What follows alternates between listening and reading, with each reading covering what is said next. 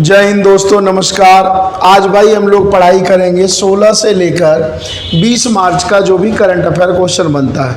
हालांकि मैं बता देता हूँ, ज़्यादा कोई खास क्वेश्चन नहीं बना है। 15 मिनट 10 मिनट पिछले क्लास के तरह 30-40 मिनट का नहीं बन पाएगा, क्योंकि कंटेंट ही नहीं है। ज़बरदस्ती मेरी आदत बनाने की है नहीं।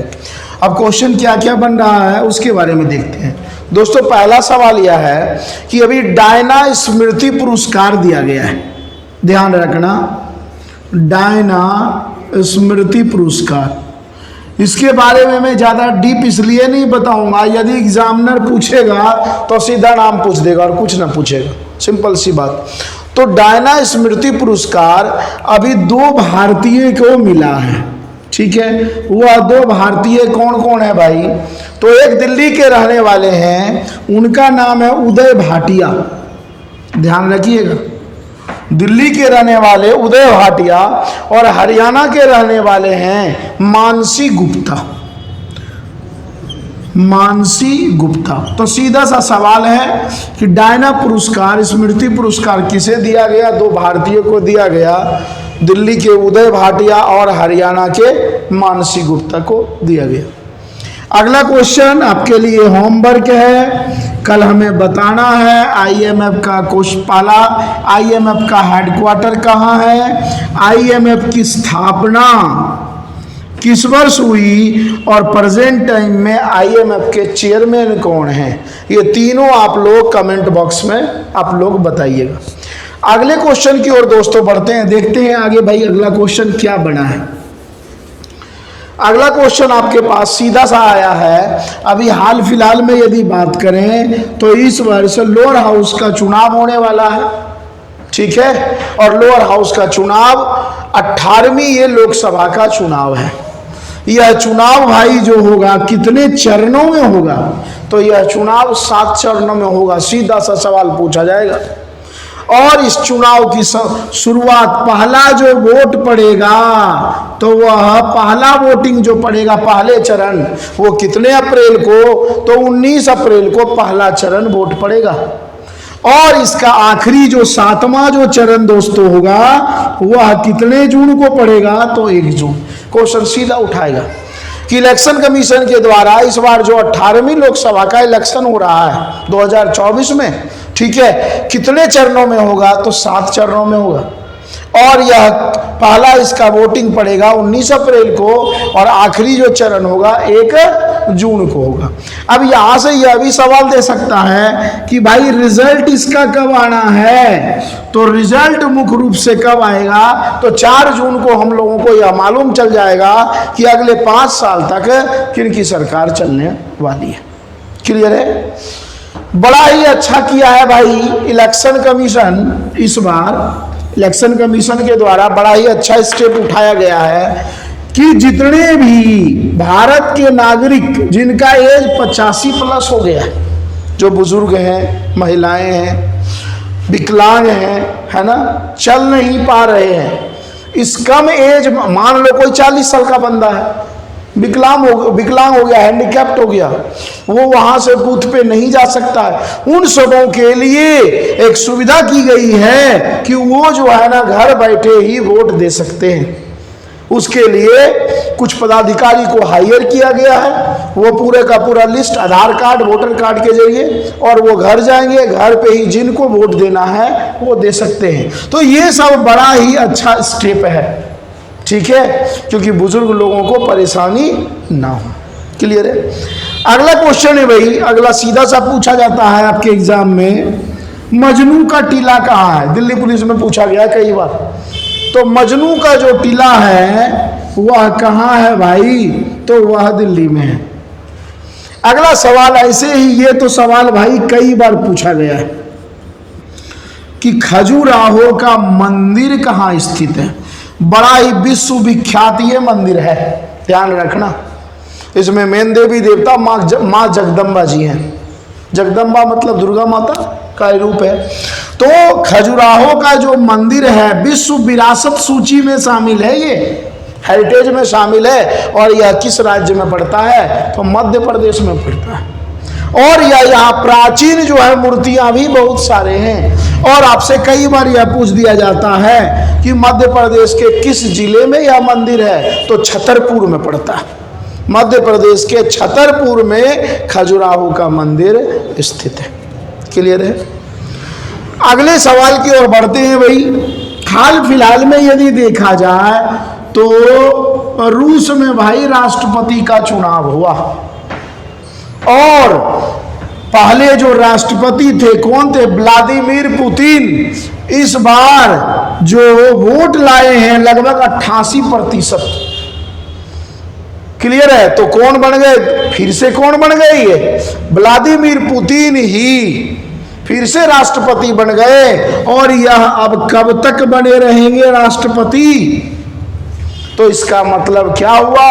वहां का जो कार्यकाल होता है कितने वर्षों का होता है? 6 वर्षों का होता है।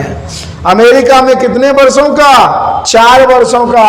और अपना भारत में सिंपल सी बात। और यह व्लादिमीर पुतिन कब से पद पे अपना राज बनाए हुए हैं? तो 1999 से। ठीक है? तो इनकी भी काफ़ी लंबी चौड़ी स्ट्रगल वाली कहानी है। लेकिन कहानी करने थोड़ो भाई पेपर करने बैठे हैं। कहानी तो बताओ, मैं ऐसे ऐसे कहानी बताऊंगा तुम लोगों को खूब मजा आएगा, लेकिन कोई फायदा नहीं है। ठीक है? अगले सवाल की ओर बढ़ते हैं दोस्तों। अगला सवाल है लामी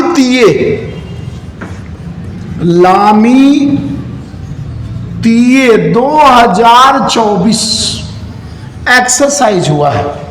लामी तीये का मतलब क्या होता है? इसका मतलब होता है दोस्ती। क्लियर है? तो आपसे सीधा सा पूछ दिया जाएगा लामी तीये 2024 एक्सरसाइज भारत और किस देश के बीच हुआ? तो कल भी आप लोगों को हम बता रहे थे एक देश के बारे में, पिछले करंट अफेयर में बताया हूं, सेशेल्स। तो भारत और सेशेल्स के बीच 10 दिवसीय, 1-2 दिन का नहीं है ये, 10 दिन चलने वाला युद्धाभ्यास है। और इसका नाम क्या है भाई? लामी तीये 2024। कई बार ये सब नाम आ जाएगा तो बच्चे जो है ना, बच्चे को प्रॉब्लम काफी होता है। क्लियर है भाई? अगला सवाल सभी एग्जाम में आने वाला है। आपके एग्जाम में ये गठरी आप लोग बांध लीजिए। हाल फिलहाल में पूछा जाएगा आपसे सवाल कि भाई प्रभा वर्मा क्यों चर्चे में रही है? तो मूल रूप से प्रभा जो वर्मा जी हैं ये केरल की रहने वाली हैं और इनको हाल फिलहाल में सम्मान दिया गया, भारत का सम्मान। कौन सा? सरस्वती सम्मान। सीधा सा पूछा जाता है कि भारत का सरस्वती सम्मान किन्हें दिया गया? तो प्रभा वर्मा जी को दिया गया। ये मूल रूप से कहाँ की रहने वाली हैं? तो केरल की रहने वाली हैं। ये लेखक भी हैं, अच्छे नाटककार भी हैं। तो इसलिए यह भी पूछा जा सकता है कि इनको किस बुक के लिए यह सम्मान दिया गया? तो इनका बुक है रौद्र सात्विकम। ध्यान रखना, रौद्र सात्विकम। तो ये पूछ दिया जाएगा। और ये इसमें कौन सा भाषा है? मलयालम। तो आपसे यह भी पूछा जा सकता है कि किस बुक के लिए इन्हें सरस्वती सम्मान दिया गया?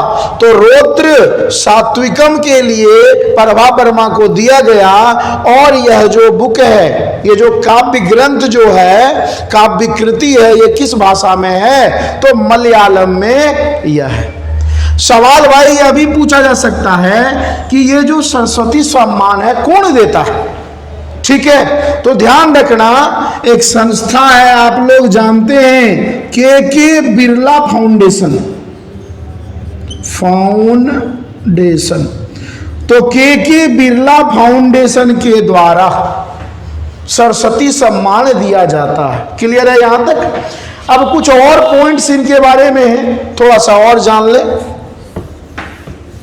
ये क्वेश्चन बड़े अच्छे हैं भाई, ध्यान रखना। अब यदि देखा जाए तो इनको जो है मुख्य रूप से इनके अलावा अभी तक जानते हो इन्हें 70 लगभग 70 राष्ट्रीय पुरस्कार मिल चुका है। एक दो नहीं, लगभग 70 मिल चुका है, जिसमें से कुछ प्रमुख है उसके बारे में जान लेते हैं। जैसे राष्ट्रीय साहित्य अकादमी पुरस्कार एक हो गया, राष्ट्रीय फिल्म पुरस्कार 2 हो गया जो प्रमुख है, और केरल का सर्वोच्च साहित्य पुरस्कार भी प्रभा वर्मा जी को मिला है। आप प्रभा वर्मा जी को भूलेंगे तो आपके एग्जाम में 1 नंबर क्या हो जाएगा भाई, कम हो जाएगा, इसलिए ध्यान रखना। हालांकि ये क्वेश्चन कई बार पूछा गया है कि ये जो सम्मान दिया जाता है किसके द्वारा, तो ये प्राइवेट कंपनी के बिरला फाउंडेशन के द्वारा यह पुरस्कृत किया जाता है। क्लियर है। अगला क्वेश्चन यह पूछा जाता है भाई आपके एग्जाम में कि आर्यभट्ट के द्वारा एक बुक लिखा गया, आर्यभट्टियम। आर्यभट्ट प्रक्षेपण केंद्र कहां स्थित है? सैटेलाइट सेंटर है यहाँ पे, यहाँ से हर चीजों को देखा जा सकता है, बड़े बड़े दूरबीन लगे हुए हैं। तो आर्यभट्ट प्रक्षेपण या दे देगा प्रक्षेपण विज्ञान शोध केंद्र, रिसर्च केंद्र।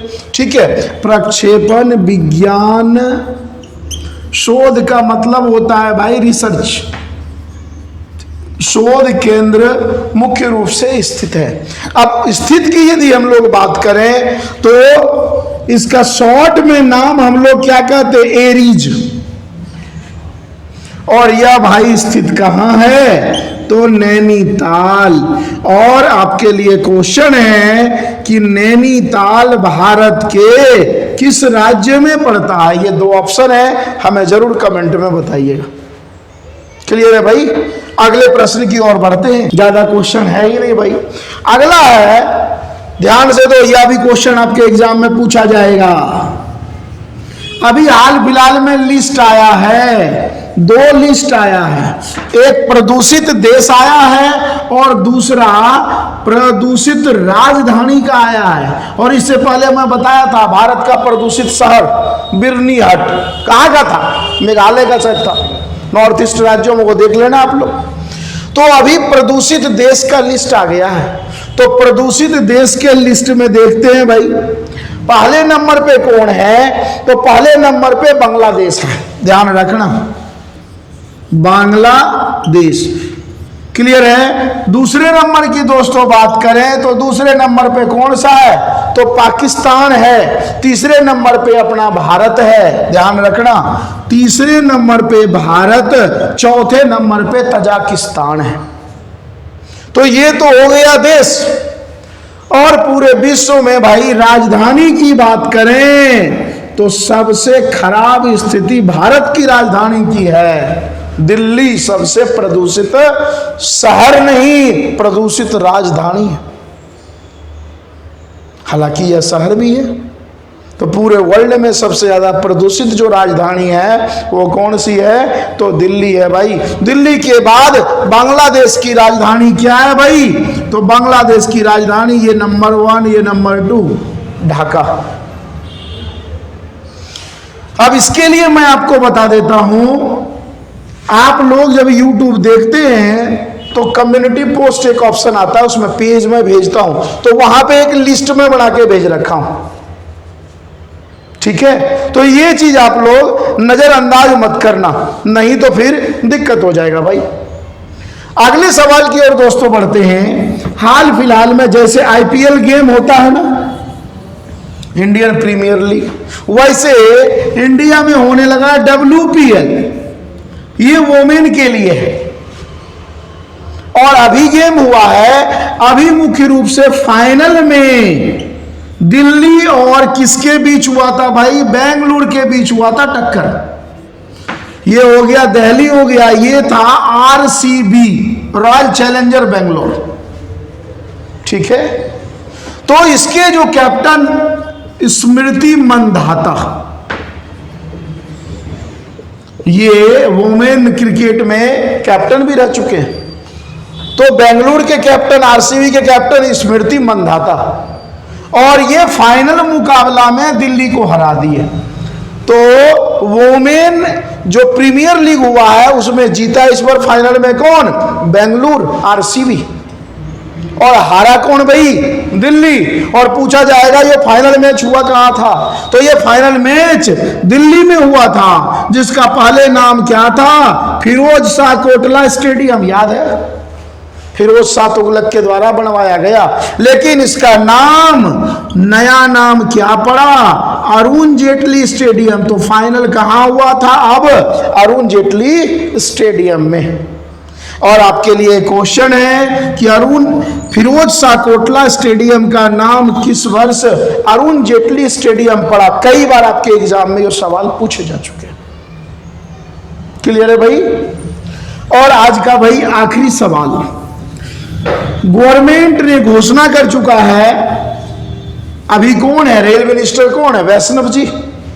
वैष्णव जी घोषणा कर चुके हैं भारत में, देश में पहली जो है बुलेट ट्रेन भाई कब चलेगा? तो ये घोषणा कर चुके हैं कि बुलेट ट्रेन की शुरुआत भारत में 2026 में हो जाएगी। और भारत का पहला बुलेट ट्रेन भाई कहां से कहां शुरू होगा? पता ही है, कई बार मैं बता चुका हूं, अहमदाबाद से मुंबई के बीच क्या होगा? शुरू होगा। तो आज कोई खास ना था, लेकिन 4-5 क्वेश्चन आप लोग, बड़ा अच्छा आया भाई। ठीक है, तो दोस्तों आज इतना ही। जय हिंद। Okay, take care, bye.